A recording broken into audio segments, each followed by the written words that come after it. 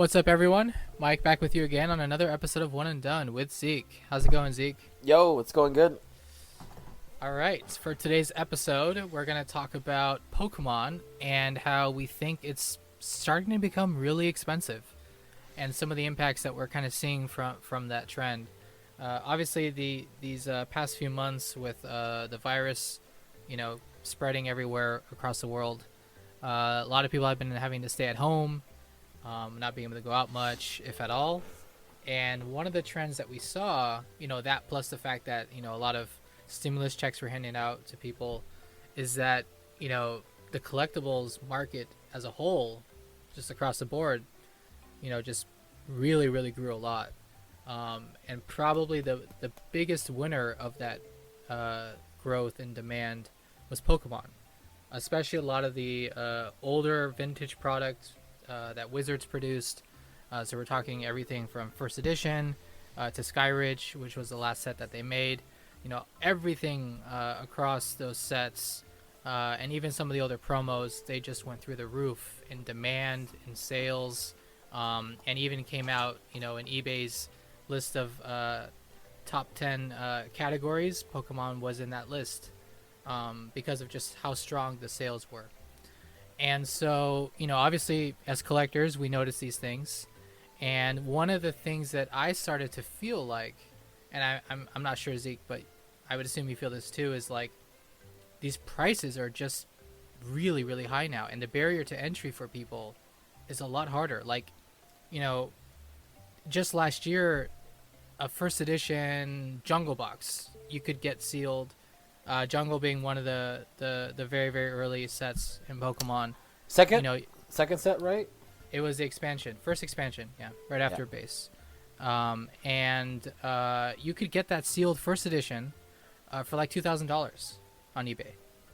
And fast forward to today, you're looking at 8,000, 10,000, and that's within like less than a year time span. Yeah. I mean, a growth of 2,000% over the span of 20 years, I think is healthy. I think that's really good. 2,000% growth. You're growing a whole 100% every year.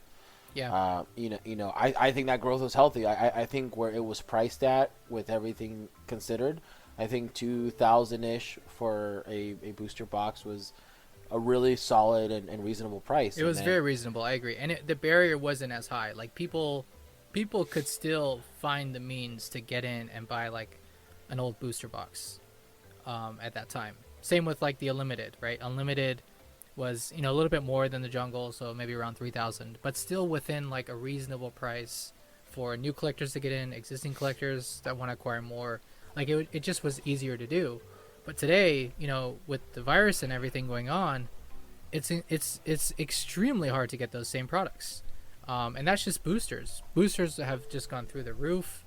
We're looking at Neo Genesis now is like, I think the last sold was 14, 15,000, where those used to be like low thousands. Neo Destiny, even higher than that. First edition base now, it's anyone's guess because there hasn't been a recent sale, but I wouldn't be surprised if someone values that at 90, 100,000 now. So a lot of these prices, and that's just sealed. Singles, you got, the king of the Pokemon world, which is Charizard. His first edition PSA 9, which I was, interested and followed, that went from 5 to 6 to now 10 to 14. And that's, yet again, another huge explosion of growth for a lot of these older Pokemon cards, which, are the most popular cards that people collect in Pokemon, since they're the rarest, they're the hardest to get. They're no longer being printed and produced. So a lot of collectors tend to go after that. Plus, the nostalgic factor. So the issue, though, is that if you have a lot of these people that want to collect, but just can't afford it anymore, what happens? I think they get pushed out. They get pushed out to the point where, I think the beautiful thing of being a shop owner and like as a tournament organizer and as a player and seeing all these different like scalings of being part of a TCG, is that people collect, and I'm going to use the word collect loosely in this very instant, where like in Pokemon, I knew a bunch of people who they had a goal to finish base set. They just wanted a master set of base set. And excluding Charizard, if you just wanted everything from base set, you could reasonably get everything in base set for under $200. Again, raw, unlimited, combination of both. Like you can finish it for a reasonable price. You can find a raw Charizard unlimited that's in played condition for under $100. Most of the time, like 50, 40, $50. And these are casual people who are like players who just like want to have a pretty binder of like base set. Like they want something pretty to look at, and that's like the most casual level of collecting that I've seen.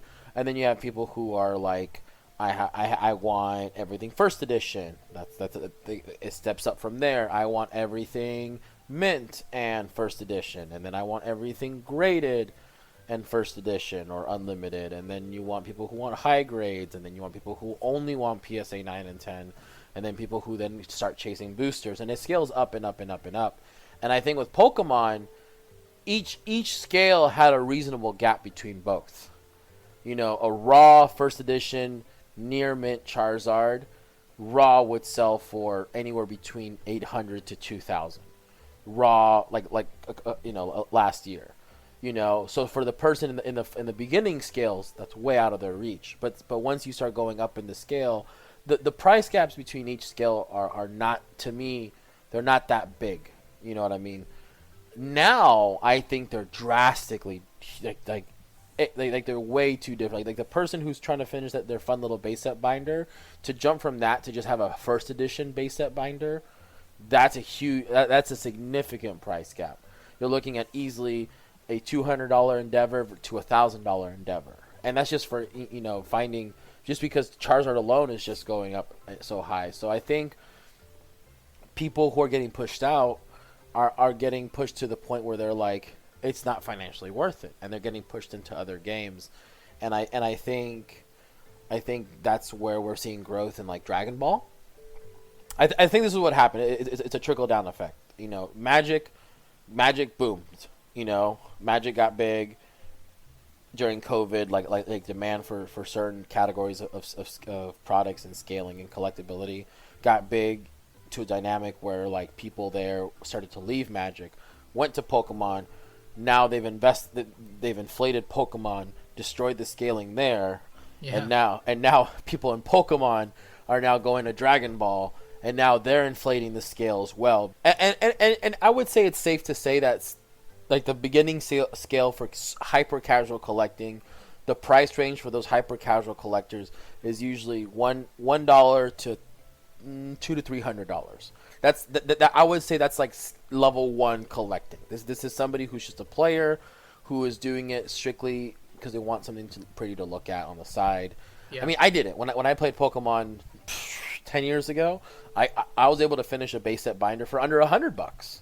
I was able to get an entire base set binder, and I think everything was first edition, with the exception of Charizard, Blastoise, and Venusaur. But I was able to get an entire binder raw by just going to local hobby shops and going to events. I was able to get an entire binder for under $100 between cash and trade.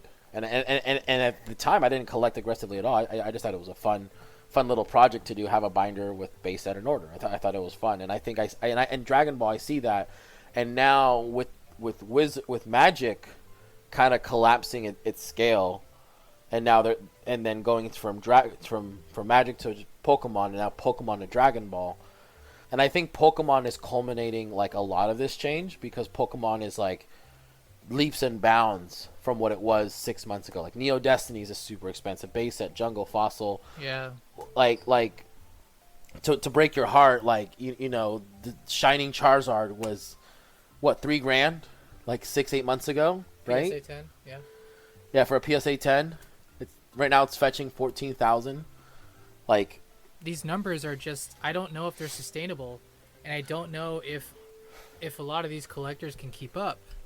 And you look at Dragon Ball, which is kind of like next in line, I would say, for a lot of these people that grew up with these franchises, and they say, wow, these cards also look really good, but are just not not as expensive. I think that actually might be why you also are starting to see, this growth in tournament power boxes too, because a lot of these sealed collectors from Pokemon are thinking, okay, uh, a lot of these top tier vintage booster boxes are, starting around 8 to 10,000. That's just starting, and then the higher up you go in popularity for sets, the higher up the prices go from there. All the way to first edition, which is, like I said, going to be around 100K maybe now. Whereas with Dragon Ball, the most popular set, the iconic set of the game, Tournament Power, is like what, $300 $400? That's nothing. That is absolutely nothing. Not And anymore. also, yeah, well, that's what I'm saying. At the time, that's what they would think, right?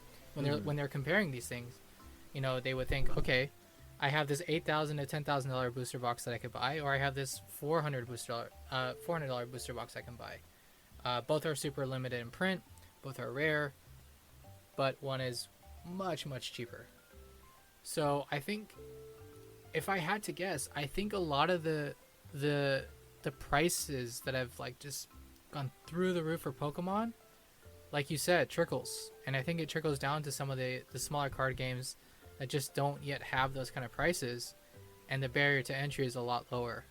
So you're seeing some of that with a lot of these new collectors coming in and buying these things that, they're just so cheap. So to put it into perspective, Dragon Ball is such a huge franchise. You have these 5 cards that are extremely hard to get, which all 5 of those cards are one per case. Like, you have all these asterisks next to the word limited, like all these accolades that are part of this card's description. One per case, limited print run, one and done, first of its kind. Like, you have all these things are just inherently collectible because of all these little factors. I do think that definitely some of these cross collectors are coming into Dragon Ball because it's easy.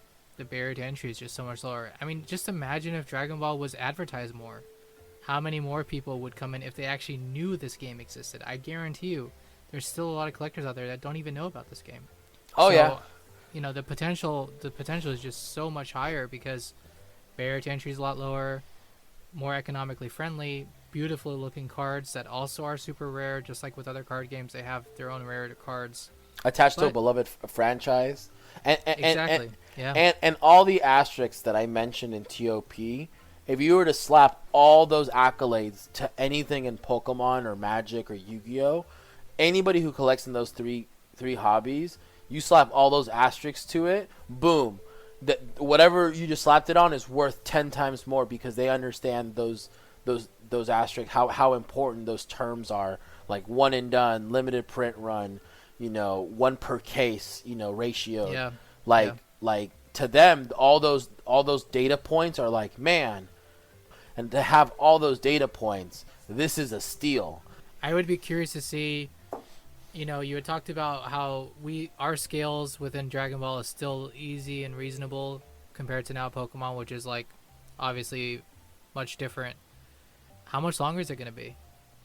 Once there's enough cross collectors, new collectors getting into Dragon Ball and going after the same things that everybody else is going after, when does the well start to dry up? When do we start seeing growth get to a point where it actually does become harder than it used to be? Obviously, a box of Tournament Power now going 700 is still not impossible to afford, but definitely is starting to get farther and farther away from some of the more economically sensitive collectors. How much farther is it going to get away from them, right? Yeah, So, I think the scales in every game are starting to have wider gaps, and I think Dragon Yeah. Ball right now. I mean, if anybody is cross collecting right now, I think jumping into Dragon Ball right now is like I think it's just so cheap. and it's the easiest. Oh my gosh! Like, just there's so many things that are comparable. Like, there's really good hard comparisons. Like, I would compare signatures to gold stars. That would be my most direct comparison in terms of what it is. Victory Strike is the Charizard, and the signatures are the gold stars. Gold stars. I think the biggest challenge with signatures is grading, because another thing about TOP, another asterisk you can add to TOP, is that it was poorly printed. Like you can pull fresh from pack Victory Strike, very fresh from pack, and it would be splattered with speckles in the back, and it would just look awful. And boom, that's a grade 6 right there, fresh from pack. Mike, you can vouch for this. How horrible the condition of TOP when it came to the speckle backs. I mean, it just was like, it was a shock. You know, you buy a modern product, you expect it to be guaranteed 10 perfect, and no matter how hard you tried and how careful you were, you just didn't have that guarantee, because there were things affecting the card that was out of your hands, out of your control. Things that basically the factory did, that no matter how careful and how well you open that pack, it, you know, it was like your destiny was already set, because the card, before it even saw the light of day, was already messed up. And so for someone first getting into a new card game, definitely was a shock. You know, add on top of that the fact that it was already a limited print, so supply was already low, and Bandai decided to not print it again. It just made it really hard, and obviously really rare, to find copies that didn't have defects, because it didn't matter how you open the pack if the card was already messed up, whether that's print lines, whether that's specs, whatever the reason is. You know, I specifically remember opening up Tournament Power cards that had scratches on the back, and I was wearing gloves. So it's just like, you know, there's just things that, you know, that set had that really was out of your control. And I think that obviously adds to the difficulty, adds to the challenge, reduces the number of 10s out there because cards were messed up in production. So a lot of those factors made Tournament Power extremely challenging. Yeah, 100% I agree with you. I think it was just a tough set to acquire in a really good condition. So. Oh yeah, I think I think a lot of Pokemon collectors who have been priced out, you know, they're used to spending $1,000 a month on stuff. Nothing's $1,000. Yeah. Like the things that they're used to buying at $1,000 are now $5,000. So they're like, well, forget this. I'm gonna go somewhere else. And and with their knowledge of Pokemon, they see all these things with Dragon Ball, and that's why Dragon Ball's, because they're like, if this was the case for Pokemon, those cards, so much more expensive. You know what I mean? Exactly. Exactly. But all in all, I think Pokemon, in terms of its collecting scales, has priced out its mid-range and low-range collectors to the point where they're now investing into other hobbies, such as Dragon Ball. I think Pokemon has. I think it's, like I said, this big trickle effect from Magic to Pokemon to everything else. I think with Pokemon and Magic being at the top of the TCG world, and I'm not saying everybody's like I'm not saying Pokemon and Magic are like the kings of collectability, but their diversity in collectors and like in terms of like sheer population of collectors, I think is the biggest. Yep. So, but yeah, Pokemon's gotten too expensive. Definitely. I think we can all agree with that. This was a really fun topic. Definitely super relevant to right now with the virus still, you know, causing a lot of us to be at home and, you know, wanting to collect. So super fascinating to see the growth of all hobbies. You know, a lot of people had thought the hobbies would actually go down, but nope, it was actually the opposite effect. So really interesting to see, and how it's actually impacted Dragon Ball and some of the new collectors that are coming in from some of these other hobbies. So that pretty much does it. Thanks again, Zeke, for your time, as always, and we'll talk to you guys next time.